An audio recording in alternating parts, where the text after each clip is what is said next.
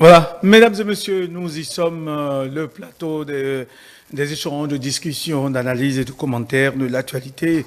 Et ça se discute avec nos invités qui sont déjà sur place. Nous vous présentons toutes nos excuses pour ce léger retard que nous avons connu dans les démarrages. Tout est enfin en ordre. Julio Tometti était présent. Bonsoir, Julio. Bonsoir Théodule, bonsoir au plateau et aux téléspectateurs qui nous suivent. Julio Tometti, juriste, analyste politique, qui nous soutient tous les soirs ici sur ETV. Merci d'être là. Il nous soutient également Winner Innocent Goudounou. Bonsoir.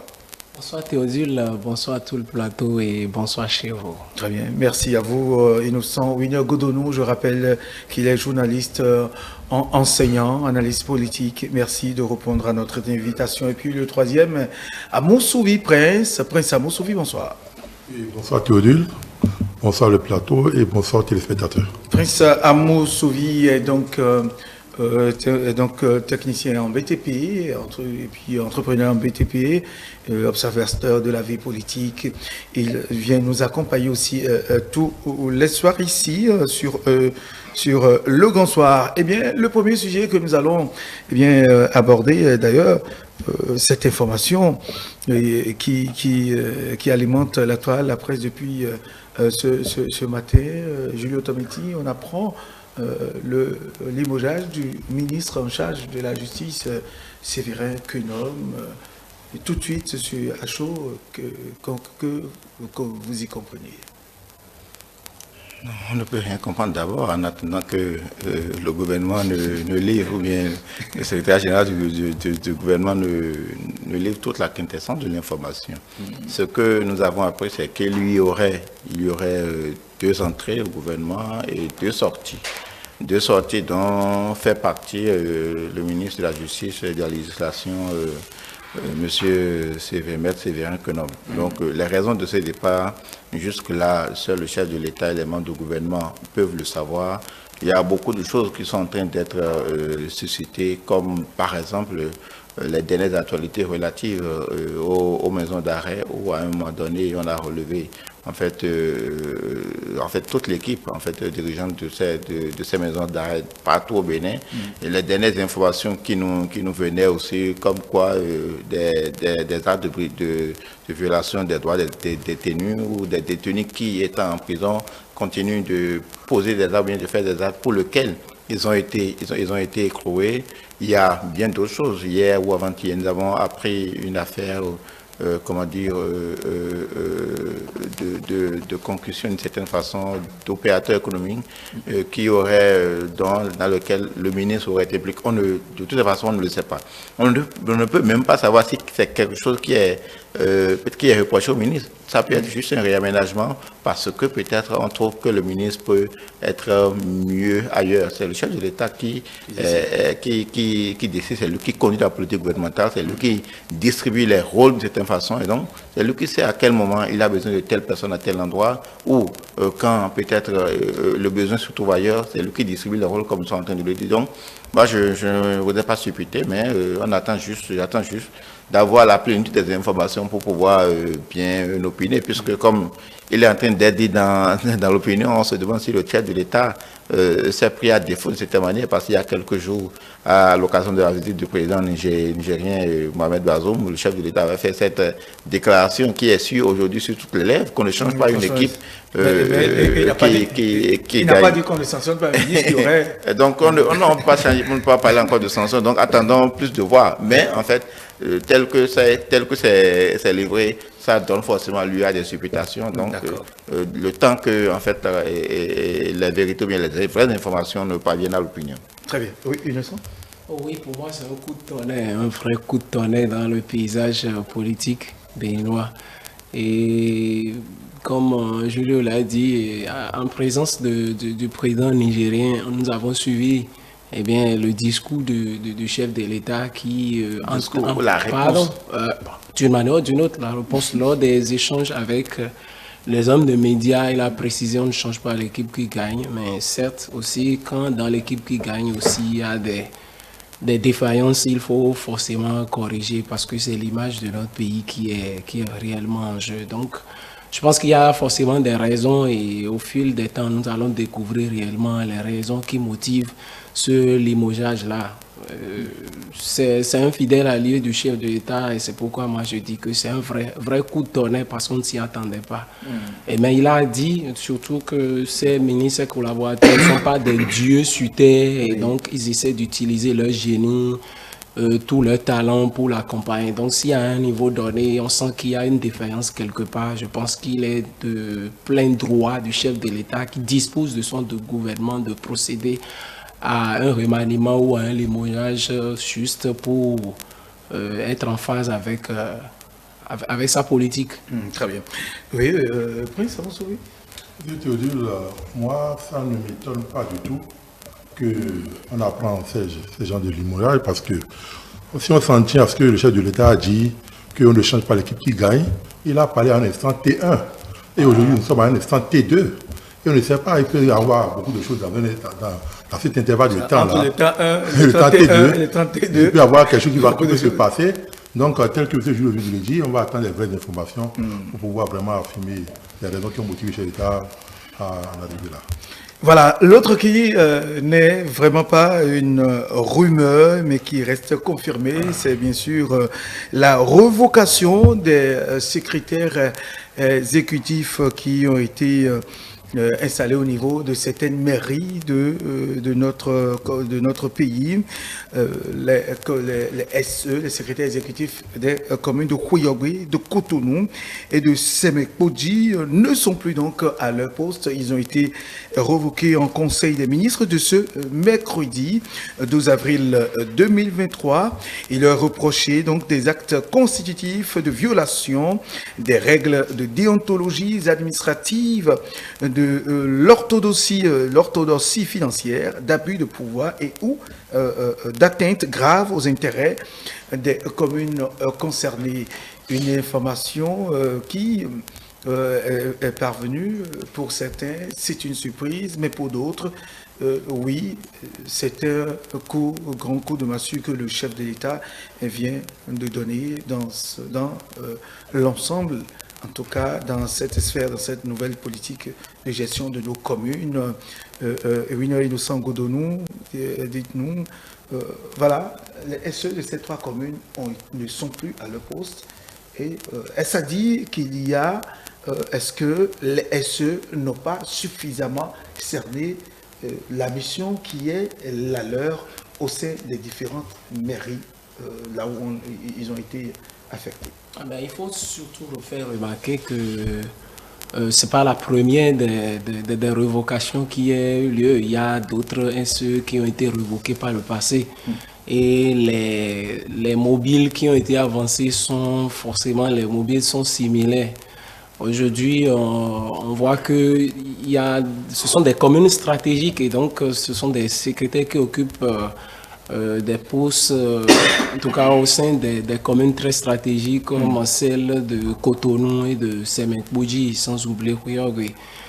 Il faut dire que c'est une réforme qui est en marche et cette réforme forcément peut être perturbée, en tout cas d'une manière ou d'une autre. Et donc ce sont des perturbations que nous sommes en train de constater. Mais il faut dire, après nomination de ces secrétaires exécutifs-là, je pense qu'il y a une formation qui a été faite ou un recyclage carrément qui a été fait pour juste les mettre dans de bonnes conditions pour pouvoir relever ce défi-là.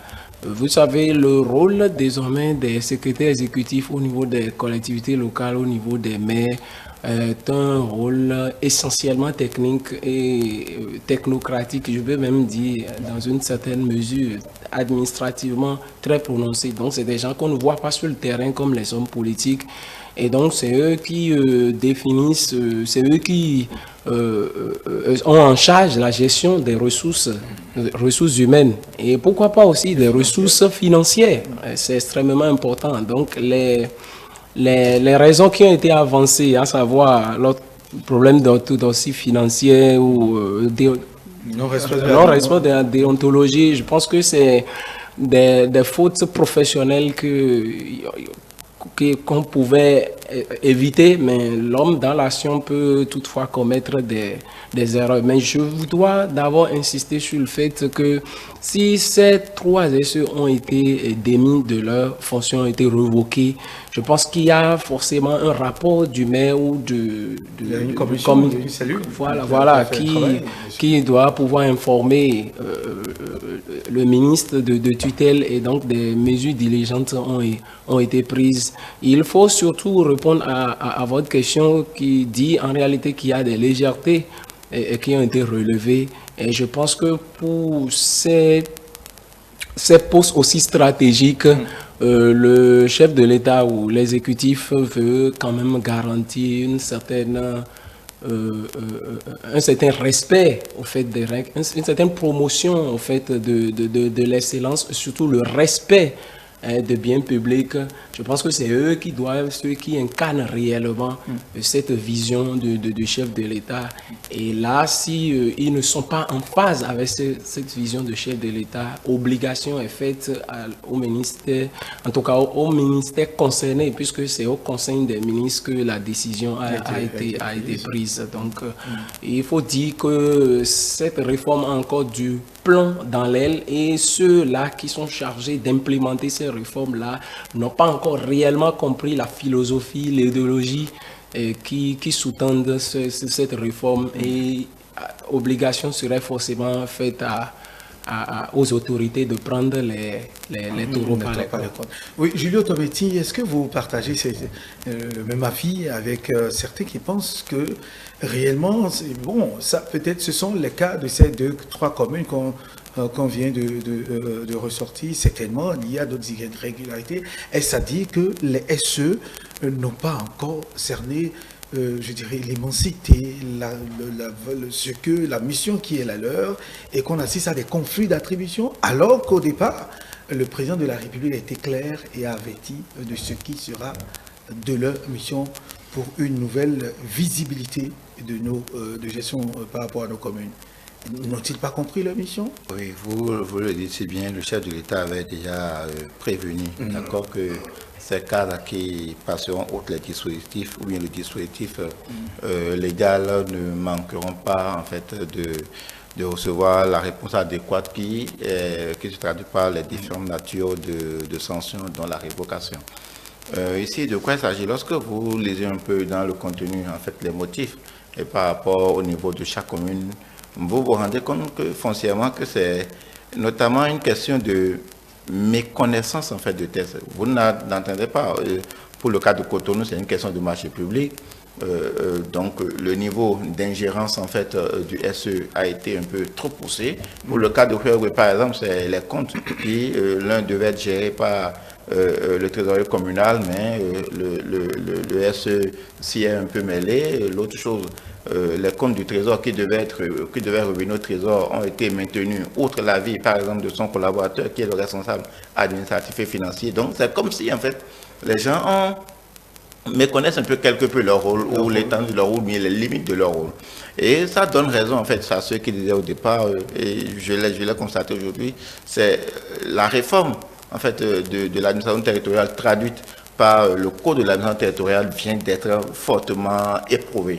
Parce qu'en fait, ici, on ne veut pas voir les intéressés. Vous savez, la manière dont ils ont été recrutés, le recyclage dont ils ont été bénéficiaires, nous pensons fondamentalement sur la base de ce qui a été fait. Parce que, en fait, c'est quoi? Vous avez un certain niveau de qualification, bien de diplôme académique ou professionnel. Vous postulez, vous allez composer, d'accord? On vous prend sur ordre de mérite. Vous voyez les entretiens, on vous prend sur ordre de mérite, et c'est sur cette base-là que vous êtes redéployé. On a offert une séance de recyclage d'une semaine, mais en vérité, c'était 3 jours. Et alors que, regardez foncièrement, pour les cadres de l'administration, lorsque même vous faites l'ENAM, que vous quittez l'ENAM, vous êtes recruté, et regardez en fait le nombre de temps que vous faites. Pour d'un, c'est carrément 1 an. Pour vraiment vous faire former, pour rentrer en fait dans la procédure. Donc ici, une semaine ou bien 3 jours, qu'est-ce que ça peut permettre fondamentalement de percer? Alors que pour beaucoup, c'est la question de règles, c'est la question de procédures. Et ceux qui sont en fait dans les procédures, dans les règles, je ne fais pas pour discriminer d'autres corps de métier ou d'autres corps de profession, ce sont notamment en fait les juristes et les financiers. C'est-à-dire en ces matières-là. Parce que quand vous voyez en fait ce que les reproché, c'est fondamentalement ça. Vous voyez, vous dites, un juriste par exemple ne peut jamais commettre cette erreur-là. Parce que en fait, ce qui est dans le fond, on n'a pas entendu parler de détournement. C'est-à-dire qu'on n'a pas détourné de l'argent pour faire ci, mais on s'est mal comporté, on a été au-delà de ses attributions, il y a eu abus de pouvoir, c'est-à-dire on a outrepassé quelque peu ses compétences. Parce que c'est vrai, tel que les tests ont été conduits, les gens viennent dans les communes se voir tout puissants. En fait, c'est plus fort que le même. Et les gens disent même que c'est tout cela qui a fait que vous avez, à l'issue de la dernière élection législative, la plupart des maires qui ont été aux élections législatives et qui ont tiré leur épingle du jeu, ont laissé la municipalité. Ils sont allés s'installer. La plupart, je ne sais pas s'il y a des exceptions, les maires qui ont été, parce que ceux-là sont venus dans les municipalités assez forts, donc ne sachant pas maîtriser en fait leur ego ou bien le moi, en fait ça peut donner très vite en fait un certain nombre d'attraits. Il y a par exemple un cas dont moi j'en ai entendu parler depuis environ un peu plus d'un mois, par exemple à la mairie de Cotonou, où le SE aurait relevé un certain nombre de catégories d'argent. Il aurait relevé un certain nombre de catégories d'argent, près d'une dizaine d'une certaine façon, et ceux-là se sont portés vers l'inspection du travail. Mais finalement, en fait, ils ont été relevés, ils sont restés à la maison pendant près de 2 mois. Mais après, bon, peut-être que dans le fond, ils ne devraient pas, il y a des manquements, donc ils ont dû avoir abouti à un règlement amiable qui a permis, en fait, la réinsertion, en fait, de ceux-là. Donc, en fait, il y a quand on va fouiller au fond, et comme la mission de contrôle l'a précisé, les gens ont encore besoin de cerner fondamentalement ce qui est leur rôle, ce qui est leur mission, quelle est leur limite, où est-ce qu'ils ne peuvent pas transgresser, et les former fondamentalement aussi sur l'orthodoxie financière. Parce que vous pouvez ne avoir pris 5 francs, mais vous pouvez être, peut-être, on peut vous avoir reproché, d'accord, de n'avoir ne serait-ce que sur les règles, d'accord, vous pouvez subir des sanctions. Donc, je pense en fait, ça va mettre en fait le plus à l'oreille aux autres. Pour, même si on n'a pas reçu la formation adéquate, il faut continuer à s'informer, il faut continuer à se former, il faut continuer à se faire orienter ou recueillir ne serait-ce que l'avis de ses collaborateurs. Comme par exemple le cas de dont je viens de dire, que le cadre technique qui est à côté de lui, le responsable administratif et financier, qui est véritablement chargé en fait des comptes, qui peut donner les orientations techniques nécessaires, il est passé outre ces recommandations pour aller à l'encontre, d'accord, d'une mesure légale, d'une mesure ministérielle tendant à assainir les finances, tendant à orienter en fait en termes de mobilisation de recettes les financements. Dit il faut reverser au trésor, c'est resté dans les livres communaux au niveau d'une caisse d'épargne, ainsi de suite. Donc il y a vraiment une méconnaissance en fait. Et il y a aussi, comme l'a nommé, les questions de déontologie. Les questions de déontologie ne sont pas forcément en fait la prévarication peut-être des ressources, en fait, de cette manière. La déontologie, c'est la manière d'être même, de se comporter, et ça fait beaucoup plus les questions de morale, d'éthique qu'on peut avoir envers les uns vers les autres. Fondamentalement, nous pensons que, bon, à tort ou à raison, ces gens-là ont besoin d'être encore accompagnés pour être renforcés dans leur mission. Cela ira au bénéfice de la réforme. Parce que, comme je l'ai dit tantôt, ce qui est arrivé, c'est une épreuve, en fait, pour la réforme. Il y a beaucoup de gens, il y a certaines personnes qui étaient contre la réforme, qui, à la vue de ceci, ont applaudi, ont chacun vous dit oui, nous avions dit, voilà, nous avons raison, voilà là où on veut conduire nos communes. Je pense fondamentalement que non, on peut remonter la pente. Et c'est déjà bien que ces mesures, en fait, soient prises. Lorsque le mal est découvert, il faut très vite taper du point de vue de la place, qui est à rechercher maintenant les solutions profondes, les solutions pérennes. Oui, Prince Aronssouli, votre avis, votre lecture à chaud de cette décision? Monsieur Théodule, il faut reconnaître que la réforme vient de dicter encore une de ces lois. Parce que, entre-temps, c'est les maires qui géraient, qui avaient la gestion de presque toute la mairie. Mais quand le gouvernement, après toutes ces analyses, a compris qu'il a des dérapages, il a des insuffisances, et après a réfléchi sur le sujet et finalement a réorganisé encore le système communal, on a constaté ensemble qu'il y a eu l'insertion des SE qui ont des rôles particuliers à jouer. est très différent du rôle du maire, du rôle des financiers et autres. Quand on parle, en réalité, le gouvernement parle de la rupture. Il y a certains comportements qu'on devait carrément laisser si on veut fonctionner avec ce monsieur, le président. Je parle du président. Monsieur le président. Je parle de son excellence, monsieur le président. Oui, peut-être pas en termes de ce monsieur. Le président de la République. Son excellence, le président de la République, monsieur Patrice Talon. Puisque il veut plus aller avec ses médiocrités. Si je dis ces médiocrités, c'est que c'est des fautes qu'auparavant, on jugeait des petites fautes et que ça nous amène carrément sur d'autres terrains. Et si on prend le cas de Cotonou, par exemple, où ce n'est pas un détournement, effectivement, comme l'a dit M. Julio, mais c'est juste qu'il y a le rôle qui s'est déplacé un peu.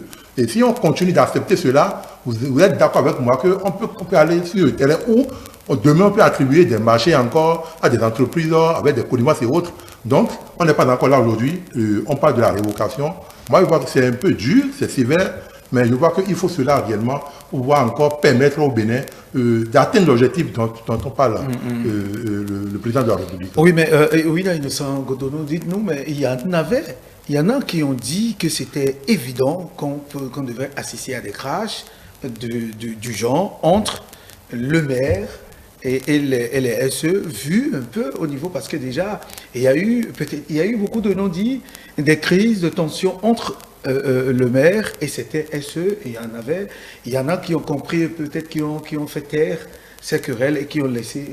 Donc, certains l'ont dit, c'était évident, tel que certains SE se comportaient au niveau des communes où ils étaient le tout-puissant, presque le maire n'existait plus à l'égard de certains. Moi, je pense que se croire tout-puissant en tant que tout-puissant au sein d'une mairie en tant que secrétaire exécutif, c'est une très très grosse erreur. C'est une très très grosse erreur parce que je pense qu'il y a tout un arsenal juridique qui encadre le travail des secrétaires exécutifs et ils ne sont pas au-dessus du maire. Donc il y a une séparation désormais de pouvoir, séparation des attributions, séparation des compétences. Et quand un secrétaire exécutif croit qu'il est au-delà de pouvoir politique ou bien de pouvoir, l'autorité qu'incarne le maire, je pense que c'est une très grosse erreur parce que le rapport sur le plan moral, sur le plan éthique que le maire fait avec son conseil municipal pourra être réellement défavorable au travail que le SE prend. Donc, et surtout que je ne sais pas si c'est une relation hiérarchique qui les lie ou bien c'est une relation fonctionnelle, je ne sais pas trop. Je pense que le juriste Julien est là pour nous situer. Et ben, ce que je comprends, c'est que désormais, le maire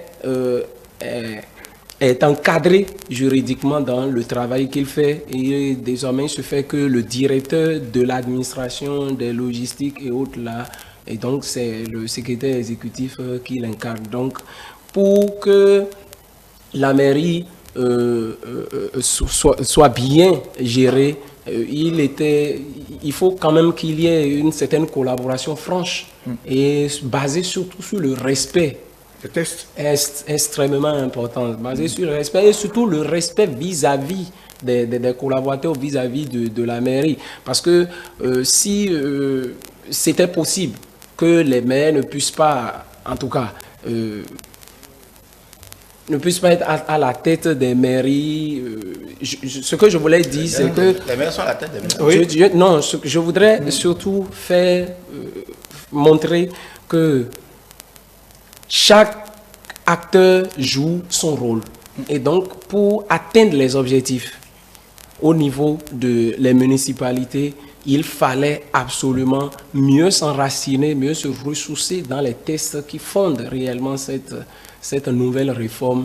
Et quand le SE doit pouvoir, quand le SE a tendance à exagérer ou bien à outrepasser les mesures, je pense que les décisions de ces gens-là seront toujours prises pour les recaler. Le travail du SE ou du secrétaire exécutif, pour être très clair, est un travail très, très importants, un travail minutieux qu'il fallait. Cela ne nécessite pas. Cela ne nécessite pas un certain ego ou une certaine valeur qu'on pourra se donner, quoi. Donc, si la mission qui est imposée ou bien qui est allouée à SE est tellement si grande qu'il ne peut pas se dire qu'il est au-delà du travail que le maire fait. Bien vrai, nous constatons qu'il a plus de tâches. Il a plus d'activités qu'il mène, techniques et financières qu'il mène, mais ça ne lui confère pas le droit de se montrer supérieur à oui, Prince Aboussoubi, très bien, merci. Ouais. Merci Aboussoubi, c'est tellement que vous avez aussi reçu des informations selon lesquelles, au départ, à l'installation de ces SE au niveau de certaines mairies, eh bien, il y a eu assez de tensions. Il y a eu des tensions par endroits, des SE qui, peut-être sans consulter le conseil communal, sans consulter, ont pris des décisions. Nous en avons appris un peu dans l'une des communes du plateau, etc., un peu ailleurs. Et donc, cette situation était inévitable, à mon souvenir. Oui, M. Théodule, effectivement, lors des installations des SE, on a appris beaucoup de choses et on tente même à croire que les SE sont des des maires. Auparavant, on tente même à croire que les SE sont des des maires. Jusqu'à présent, je n'ai pas eu la chance de prendre connaissance avec ce test-là qui cadre réellement ce phénomène-là. Puisque, tel que M. Wiener vient de le dire, je crois très bien que si c'est réellement dans les tests que les SE dépassent, c'est-à-dire une responsabilité qui dépasse. Non, chacun est dans son couloir. Voilà, mais il va falloir quand même coordonner. Chacun est dans son couloir, chacun a son champ d'action, sa mission claire et nette, bien définie par les tests qui régissent désormais la décentralisation. Oui, monsieur, mais nous reconnaissons qu'ils sont dans le même arigot. Bien sûr. Et qu'il va falloir quelqu'un qui doit coordonner, quelqu'un qui doit quand même mettre certaines choses à l'heure. Si je prends le cas, ce qui se passe actuellement, si c'était coordonné réellement, parce que c'est une preuve qui tente à nous amener à croire à ces subventions que les SE sont au-dessus des maires. Puisque si réellement il y a quelqu'un qui coordonne tel que le maire, pour voir réellement dans certaines choses, je suis sûr que déjà à son niveau, il aurait déjà relevé ces insuffisances et corrigé. Et que ce n'est pas la mission de contrôle et la mission de la cellule qui est partie, qui ira constater. Déjà même le maire qui étant peut-être le coordonnateur entier de la mairie peut déjà constater, corriger pour qu'on n'en arrive pas là. Donc si réellement les tests sont à nous faire croire que les SE sont au-dessus de la mairie, les tests sont pas, peut-être c'est la compréhension des hommes qui n'ont pas compris certains peut-être des gens comme une mauvaise lecture, une très mauvaise lecture erronée. Oui.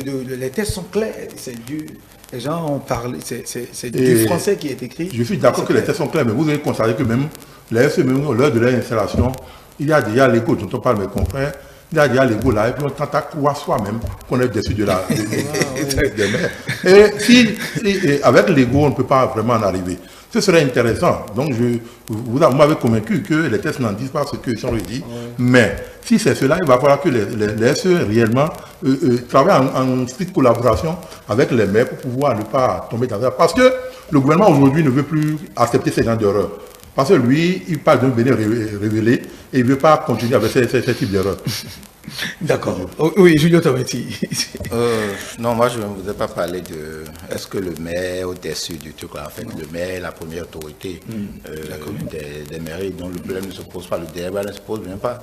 C'est vrai qu'il y avait eu un incident entre-temps, je pense que c'était dans la commune de Ouida, où le SE a convoqué son maire, qui a fallu coquer un peu sur les réseaux sociaux pour le soir. Et ils disent que c'était une erreur, ça ne devait pas partir, c'était pas ainsi de suite. Bon, les acteurs se sont compris.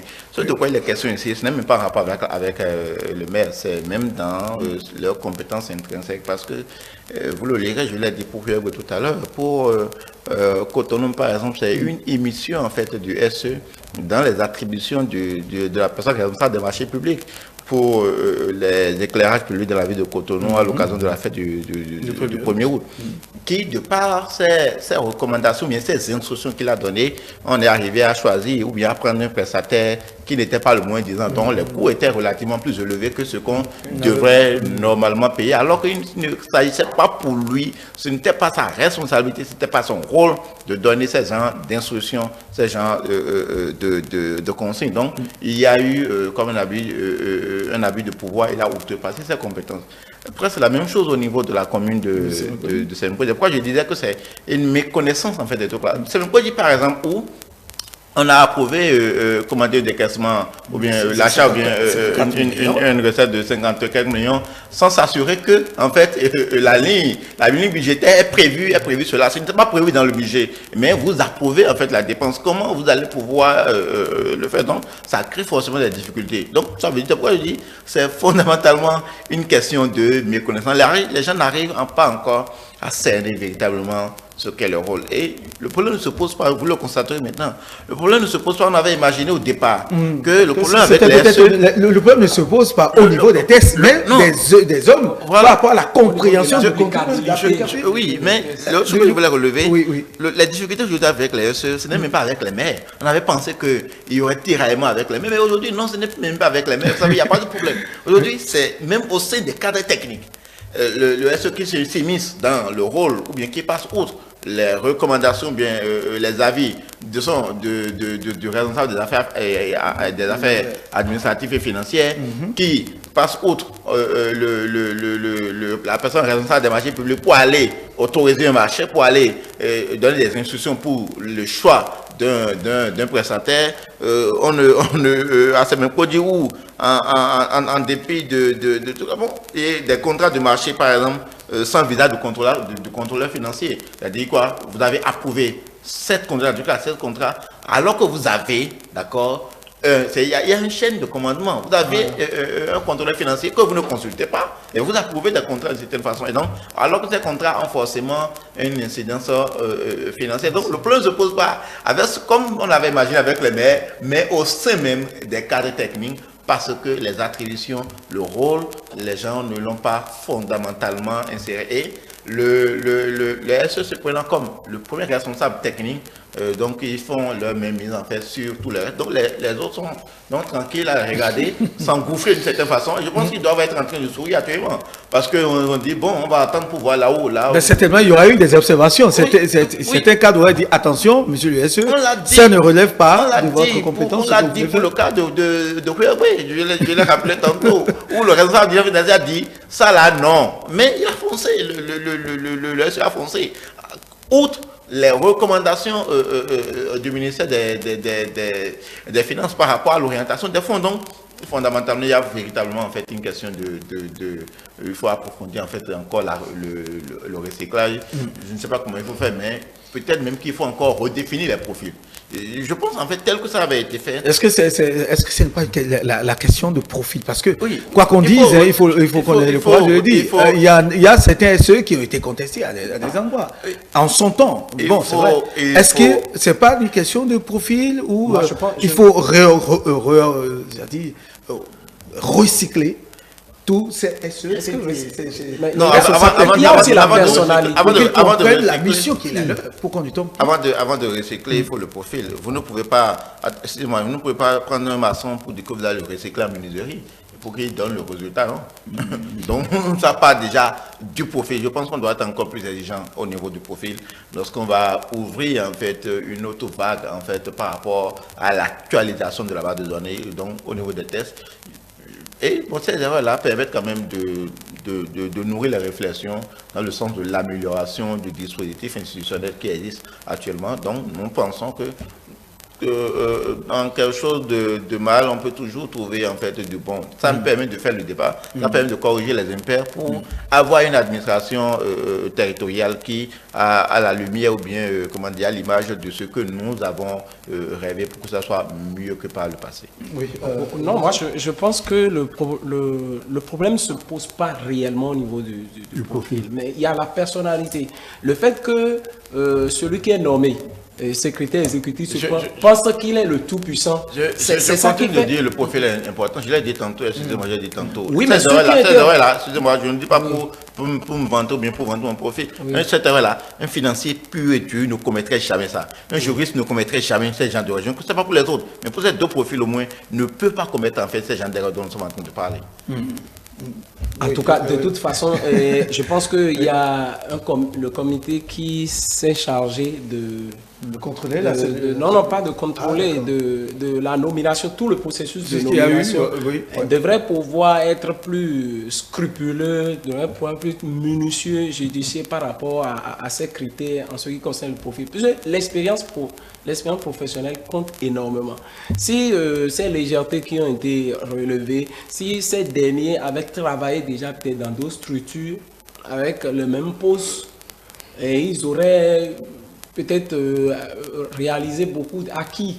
Ils auraient acquis des expériences en la matière et lorsque des situations de gens se poseront, ils sauront quelle parade, quel comportement, quelle conduite mettre en place. Mais revenons surtout sur la personnalité, le leadership qui doit désormais incarner le rôle, en tout cas, le secrétaire exécutif. Parce que quand on pense qu'on est le patron de l'administration et donc devant soi, il n'y a pas un supérieur hiérarchique qui pourrait contrôler superviser tout le travail qu'on fait. C'est ça ce qui nous amène à ces dérapages-là. Pour le cas de Kouyaoubé, je pense que le responsable qui était concerné a dû mettre le point sur les i, a attiré l'attention de l'SE et pourtant il a foncé dessus. Donc là, moi je pense que c'est la personnalité aussi qu'il faut corriger avec le code d'éthique et de morale qui doit réellement intégrer le travail, entourer le travail que les secrétaires font. Mais quoi qu'on dise, d'un côté comme de l'autre, Prince Amosouvi,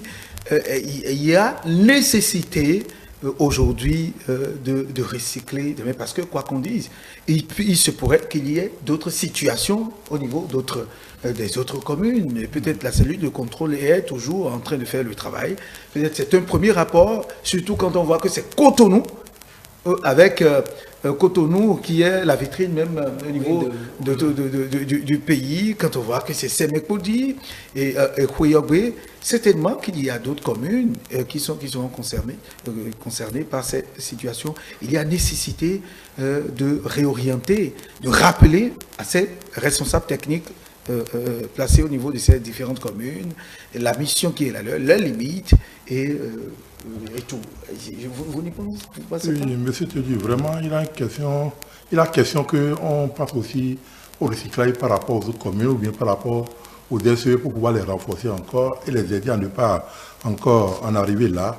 Mais vous me permettez d'aller un peu dans le sens de monsieur Wiener qui parle de la personne et de la personne de l'SE. Et moi, je parlais plutôt, au lieu de parler du profil, je vais parler plutôt d'une enquête de moralité. Est-ce qu'entre-temps, lors du recrutement, voilà la personne qui a tous les profils qu'on veut, mais il va falloir vraiment tenter à... Quand même, le gouvernement ne peut pas passer tout si je parle d'une enquête de moralité... À pas faire une enquête de moralité sur un individu, l'homme ondoyant et changeant à tout moment. Si vous voulez, écoutez, vous êtes en face des hommes. Ah oui, mais cela ne nous refuse pas de ne pas aller faire quand même cette enquête de moralité parce que, prenons le cas de Kouyaoubé où ce responsable-là est parti mettre le point et la main sur la situation pour dire attention, ça là, ça ne va pas. Mais ça, c'est lui pour une personne responsable de dire attention, ça ne relève pas de ma compétence, s'il te plaît, autant pour moi, c'était une erreur. Et puis aujourd'hui, on ne serait pas dans cette situation-là. Donc quand je parle d'une enquête de moralité, quand même si que tu as tous tes diplômes, tous tes éléments possibles, et que en toi, tu émets un certain ego en toi, ou bien déjà dans l'administration, tu dois le tout puissant, puis tu dois le plus parfait que tout le monde, mais tu es obligé d'en arriver là. N'allons pas prêter des intentions en tout cas. Non, mais je ne prête pas des intentions, mais c'est des constats qu'on a eu à faire suite à ces événements-là. Puisqu'on ne peut pas accepter qu'on peut encore comprendre les autres, que peut-être ces raisons ne les ont pas montré l'erreur. Mais quand il y a une erreur, nous sommes des humains, et on a le droit de faire des erreurs, mais quand l'erreur est commise, qu'on te dit attention, mais la moindre des choses, c'est de dire, ça ne va pas plus de revenir. Donc, moi, je voudrais que prochainement, je mets un peu l'accent sur le recyclage, pour permettre encore aux SE de comprendre plus clairement leur rôle, leurs limites, pour ne pas en arriver là. Mais s'il y aura d'autres recrutements prochainement pour compléter les données de base, je voudrais qu'on mette l'accent sur vraiment l'enquête de moralité pour qu'on n'assiste plus à ces événements. Oui, je pense que c'est très important. C'est très important la personnalité, parce qu'on aurait même choisi le meilleur juriste si à un niveau donné, il ne prend pas de recul vis-à-vis, parce que parfois, il faut aussi se questionner, en fait, prendre de recul pour pouvoir comprendre un peu comment les choses se passent et ne pas foncer la tête. Faut pas foncer. Il faut avoir l'esprit d'équipe, et dans une équipe, toutes les chaînes ou bien tous les maillons de la chaîne sont très importants pour la réussite des tâches administratives. Je ne voudrais pas créer cette parenthèse. Il y en a qui peut-être ont la couverture de certaines autorités. Ça, c'est en griffe, ce sont des informations qui ont la couverture de certaines autorités. C'est pourquoi peut-être ils se sont permis cette outrecuidance dans les faits. Julio Tobetti, nous allons clôturer par vous, s'il vous plaît. Non, ce serait un jugement de valeur de ma part. N'ayant pas l'information, n'étant pas sûr, je ne peux pas affirmer. Ce sont des informations. Ce que nous savons, c'est que dans les attributions, ou ce qui en a été dit, les SE avaient été tellement gavés qu'à un moment donné, ils se sont crus au-dessus de tout. Premier responsable de l'administration au niveau de la mairie, parce qu'on dit qu'il faut séparer la fonction politique du maire de la fonction technique. Et aujourd'hui, c'est la technique qu'on recherche, c'est le pouvoir ouvrier, c'est la technique, la compétence. Donc, à partir de ce moment-là, en fait, je pense qu'à un certain moment, les gens ont été dans une certaine démesure. Et ce qui est arrivé pour en appeler les uns et les autres à la sagesse, à la modération, et être plus regardant par rapport à ce qui concerne leurs attributions pour ne pas aller au-delà des limites de leurs compétences. Parce que c'est de ça qu'il est question ici. Et donc, les autres en apprendront de ça. Ceux qu'on va nommer, parce qu'en fait, c'est là encore tout là. Parce que maintenant, d'autres vont rentrer. Il ne faut pas oublier le remplacement.